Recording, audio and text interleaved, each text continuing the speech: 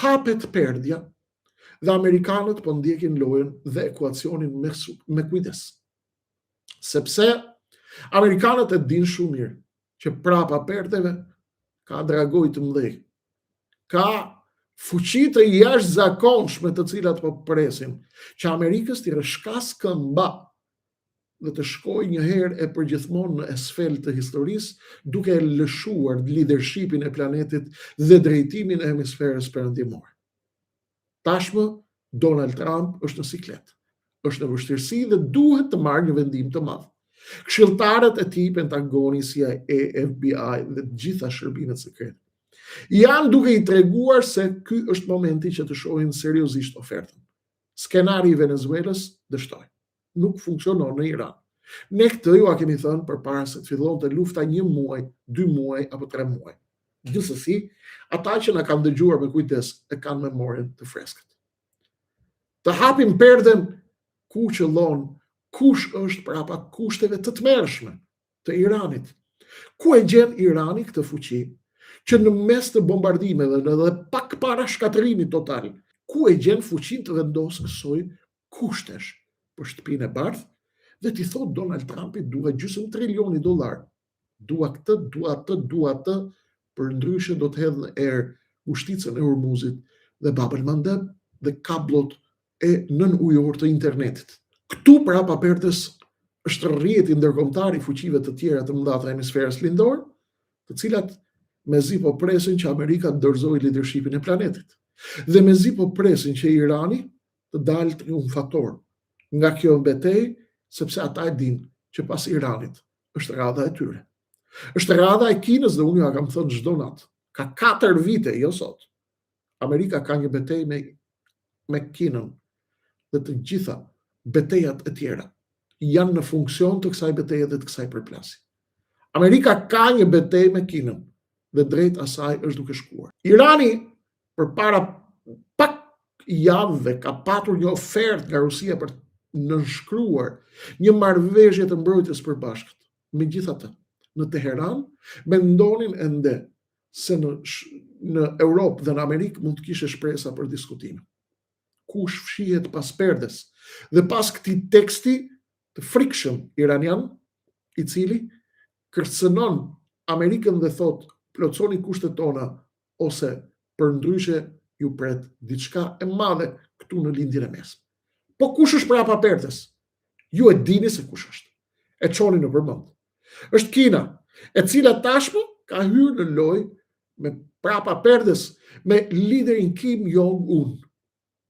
Me të parin, me KPDI-un e Pyongyangut, Korea e Veriut. Kim Jong-un i ka çuar iranianëve nëpërmjet rusëve, por edhe drejt për së drejtë. I ka çuar ofertën e tabaka me duart e kinezëve, të cilat nuk duan në këtë moment të lënë shenja gishtrish. Po, mirë e dëgjuat. Do të vi lideri Kim Jong-un dhe i ka thënë Iranit ne jemi gati për bashkëpunim ushtarak. Oferta, raketa, sa të duash, si ti do xhani, si ti do shpirti.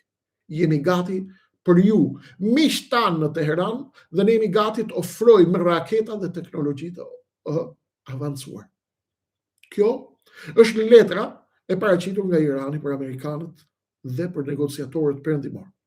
Po tha, urdhroni letrën dhe Kim Jong-unin, i cili na e ka dhënë gati ofertën. Amerikanët vëzhgojnë me kujdes, sepse ata e dinë se kush është prapa perdes, por në të njëjtën kohë duhet të bëjnë llogaritë të gjitha. Diskutohet shumë për atë që është prapa perdes. Diskutohet për përfshirje të aktorëve të tjerë si Rusia, Pakistani, të skenarit të tmerrshëm. Përmenden gjithashtu në ofertat e jashtëzakonshme që po i vinë Iranit në këtë moment. Nga kush? Nga ata që po presin dështimin e Amerikës dhe rrëzimin e saj përfundimtar. Cilat janë ofertat? Ditë pas dite dhe minutë pas minuti i nxjerr presidenti Donald Trump. Përmenden gjithashtu raketa ndërkontinentale dhe përshkallëzim i mundshëm ushtarak. Çfarë do të bëjmë xhanëm? Unë ju kam thënë, Irani është 93 milion banor dhe një sipërfaqe gjeografi 1.6 milion kilometra katror. Çfarë do të thotë ky diskurs dhe çfarë do të thotë që Irani të thot Amerikanëve, ne e kemi gati këto ofertat. Irani ka deklaruar gjithashtu se nuk do të përdorë armë bërthamore në asnjë rast përveç një rasti të vetë. Nëse Irani shkon drejt një goditje dhe shkatërim masiv. Çfarë do të thotë kjo? Ata janë duke paralajmëruar përdorimin e armëve të avancuara në rast për shkallëzimi, por kanë thënë nuk përdorim koka bërthamore, as bërthamore taktike, as strategjike, përveç se në një rast, nëse rrezikohet ekzistenca e Iranit në tërësinë e tij. Nëse këto kushte nuk pranohen, kanë thënë në Iran, do të mund të kërkoj baza ushtarake. Kujdes, këtu vjen kërcënimi dhe hapet perdja e plot. Këtu hapet perdja e plot dhe dalin lojtarët. Sepse Irani po i thot botës, kujdesni se unë i kam gati ofertat për koka bërthamore, më kanë ardhur në tabaka. Të gjithë miqt e lindjes më kanë ardhur në tabaka dhe kanë tabakan plot. Me ç'ju doj e bardha zemër. Do të shkojmë në marrëveshje apo ta çojmë botën, ta hedhim në erë. Këtu do të shkojmë dhe do të shohim se çfarë do të ndodhë. Këtu hapet perdja dhe duket qartë që Irani i ka thënë qartësisht, do të kërkojmë në qoftë se refuzoni marrëveshjen. Deri tani Irani është pjesë e aleancës së lindjes me Rusinë, Korenë e Veriut dhe me Kinën. Por deri tani Irani ka luajtur me kujdes. Tashmë çfarë po thot? Tashmë janë ngris letrat. Në qoftë se nuk pranoni ofertën e Iranit për të mbyllur luftën, thot, ne do t'i bëjmë ftesë zyrtarisht Kinës dhe Rusisë që të vinë të ndërtojnë baza ushtarake në lindjen e mesme. Rajoni mund të kalojë gjiri persik, kalon lehtësisht nga një rend gjeopolitik me ndikim amerikan në një rend me ndikim kines. Çfarë ndodh? Në qoftë se Irani i bën ftesë zyrtarisht nesër ose të premten Kinës dhe Rusisë për të ardhur dhe për të hapur bazat e tyre ushtarake në Iran dhe në gjirin persik dhe të marrin në kontroll Hormuzin, këtu shkojmë në një rikonfigurim të ri të jashtëzakonshëm të ekuilibrave në lindjen e mesme. Çfarë ndodh në këtë moment? Ndodh ajo që Amerika nuk do të ndodh. Për 2-3 vite, arabët, miqt e mëdhej të Amerikës dhe aleatët e saj tradicional, për punë 2-3 vitesh fillojnë dhe nisin të shkëmbejnë letra love story, letra dashurie me Kinën dhe me Pekinin. Çfarë të keqe ka? Amerikanët u bën të lodhshëm, të pabesueshëm dhe na lanë në mes të shiut të bombave të Iranit. Si do t'ja bëjmë? Nisim historitë e dashurive të reja. Dhe kjo është ajo që Amerikanët nuk duan të ndodhë. Që Kina të ftohet nga Irani dhe të vi të hapë zyrtarisht baza bashkë me Rusinë. Ndaj, ndërkohë, pretendohet se Irani ka kapacitete të mëdha raketore dhe dronësh të shpërndara në infrastrukturë të fshehtë nën tokë. Magazina të mëdha i kanë përgatitur me foto dhe me video dhe u kanë treguar ndërmjetësve në lojën e madhe të tryezës së negociatave ndërkombëtare. I kemi ende depo të plot. Depo sa stadiume futbolli, të cilat janë të mbushura me raketa balestike, por edhe me dronë të ndryshëm, me mira dronë. Vendet e gjirit si Arabia Saudite dhe Katari do të përballen me pasoja të drejta ekonomike siç po paguajnë sot. Arabia Saudite, Emiratet dhe Katari janë duke paguar faturën e tmerrshme të kësaj lufte të pjesët. Sepse Irani thot, unë do ta hedh rajonin erë në qoftë se nuk i bëni presion Amerikës. Arabët i thon Iranit, ne nuk po të godasim, po të godet Amerika, ne nuk e kemi hap territorin. Irani thot, unë do godas interesat e Amerikës që i keni këtë territori juaj dhe hajdeni ta zgjidhim këtë histori pastaj si do të shkojë loja. Këtu duroni edhe pak, sepse do të dalin të gjitha petët e lakërorit do të hapen njëra pas tjetrës. Nëse nafta dhe gazi, stacionet e naftës dhe të gazit, goditen në rajonin e lindjes së Gjirit Persik, çfarë ndodh? Ngushtiza e Hormuzit e humbet rëndësinë e saj strategjike.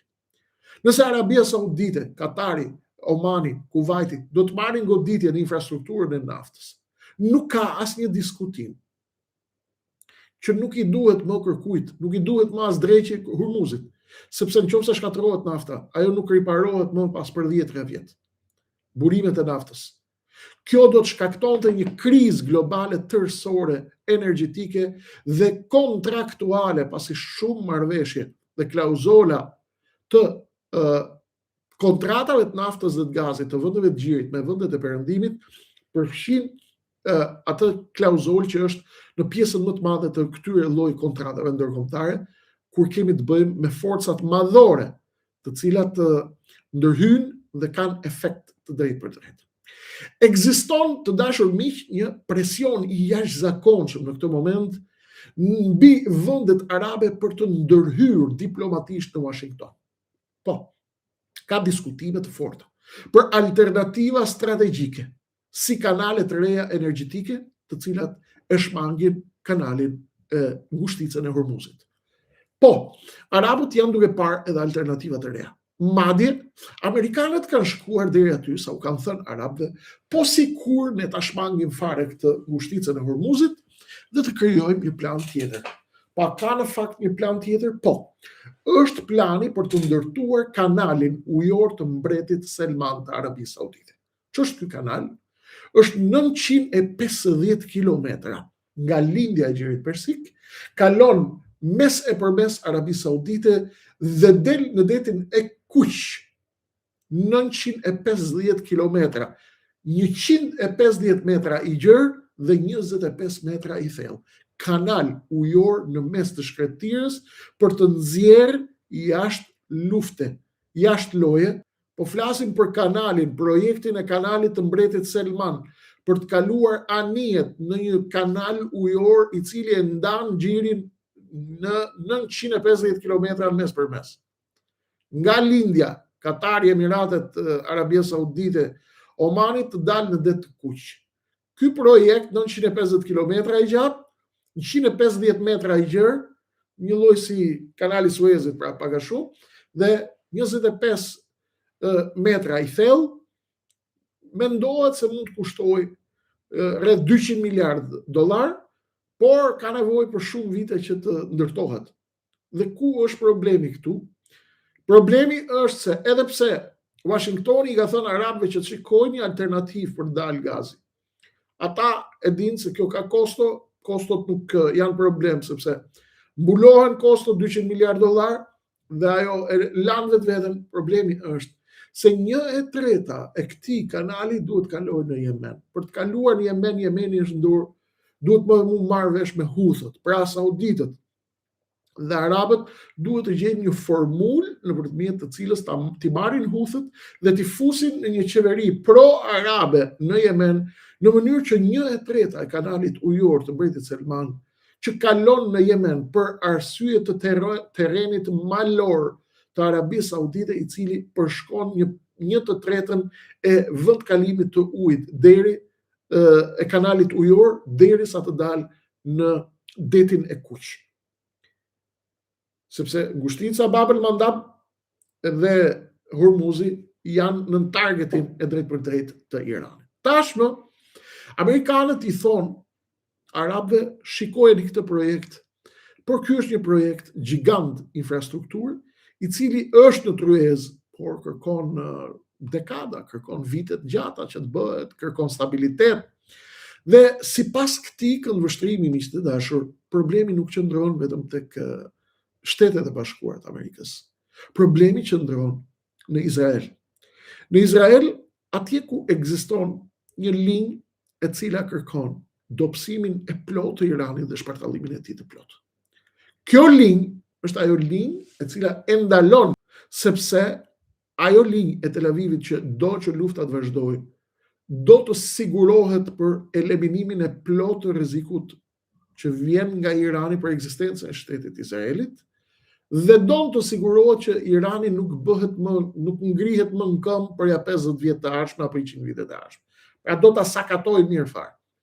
Për të kuptuar të gjithë këtë, shkojmë dhe shohim gjithashtu situatën e popujve në këtë moment. Cila është situata e popujve në këtë moment? Arabët, izraelitët, turqit, persët, kinezët, rusët, afrikanët, amerikanët, europianët, janë të gjithë përballë një rendi të ri botror. Një rend i ri botror i cili do të sakatoj shumë entitete shtetërore, por dhe do të forcoj të tjera. Ose bashkohemi dhe krijojmë fuqinë tonë në këtë rend të ri botror, ose do të jemi në një rrezik të jashtëzakonshëm, i cili mund na glabrojë të gjithë. Për ta kuptuar këtë, duhet të kuptojmë zemrën e botës dhe gjeneratorin kryesor të botës, Shtetet e Bashkuara të Amerikës. Atje ku luhet pjesa më e madhe e lojës globale. Atje ku është dirigjenti i kësaj bote. Atje ku është fuqia më e madhe ekonomike dhe ushtarake e planetit, të paktën deri në këtë moment. Amerika po bën gjithçka që të mos zbres nga froni i botës, por në prapaskenë, në perden amerikane të shtëpisë së bardhë, të Kongresit, Senatit, Thesarit, Departamentit Thesarit, është një lobi fort, është lobi izraelit. Është AIPAC. AIPAC, ju e dini ç'është. AIPAC është organizata më e madhe e hebrejve të Amerikës. Lobi më i fuqishëm izraelit në Amerikë.